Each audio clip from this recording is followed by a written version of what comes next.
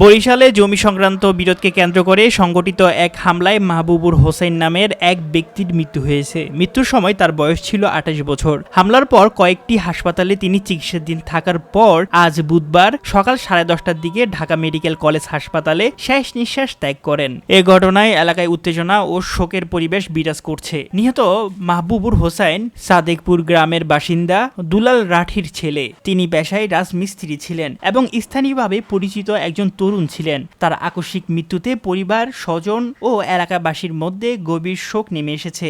স্থানীয় সূত্রে আরও জানা যায়, দীর্ঘদিন ধরে জমি সংক্রান্ত বিরোধকে কেন্দ্র করে কয়েক পক্ষের মধ্যে উত্তেজনা চলছিল। মঙ্গলবার রাতে চুনারচর এলাকায় একটি চায়ের দোকানের সামনে বাবুর সঙ্গে প্রতিপক্ষের লোকজনের কথা কাটাকাটি হয়। এক পর্যায়ে সেই বিরোধ সংঘর্ষের রূপ নেয়। অভিযোগ রয়েছে, প্রতিপক্ষের কয়েকজন ব্যক্তি বাবুর উপর হামলা চালিয়ে তাকে লাঠি দিয়ে এলোপাথারি মারধর করে। এ হামলায় বাবুর মাথাসহ শরীরের বিভিন্ন স্থানে গুরুতর আঘাত লাগে। স্থানীয় লোকজন তাকে আহত অবস্থায় উদ্ধার করে প্রথমে মেহেন্দি উপজেলা স্বাস্থ্য কমপ্লেক্সে নিয়ে যান। সেখানে তার অবস্থার অবনতি হলে চিকিৎসক তাকে শেরে বাংলা মেডিকেল কলেজ হাসপাতালে পাঠান। কিন্তু অবস্থার অবনতি আরও হলে তাকে উন্নত চিকিৎসার জন্য ঢাকা মেডিকেল কলেজ হাসপাতালে স্থানান্তর করা হয়। ঢাকা মেডিকেলে চিকিৎসাধীন অবস্থায় মৃত্যুর সঙ্গে দীর্ঘ সময় লড়াই করার পর বুধবার সকালে তার মৃত্যু হয়। মৃত্যুর খবর এলাকায় পৌঁছালে স্বজনদের মধ্যে শোকের মাতম শুরু হয়।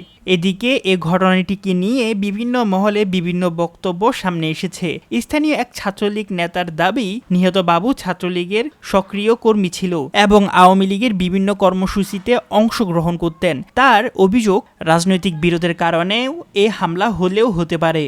তবে এই অভিযোগ প্রত্যাখ্যান করেছে স্থানীয় বিএনপি নেতারা। তাদের দাবি, এটি সম্পূর্ণ জমি সংক্রান্ত ব্যক্তিগত বিরোধের ঘটনা এবং এর সঙ্গে রাজনৈতিক কোনো সম্পর্ক নেই। এছাড়া মেহেন্দিগঞ্জ থানার ওসি মোহাম্মদ মমিন উদ্দিন জানিয়েছেন, প্রাথমিকভাবে ঘটনাটি জমি সংক্রান্ত বিরোধের জেরে ঘটেছে বলেই জানা গেছে। এখন পর্যন্ত থানায় কোনো লিখিত অভিযোগ জমা পড়েনি। অভিযোগ পেলে তদন্ত করে ঘটনার সঙ্গে জড়িতদের শনাক্ত করে প্রয়োজনীয় আইনগত ব্যবস্থা নেওয়া হবে।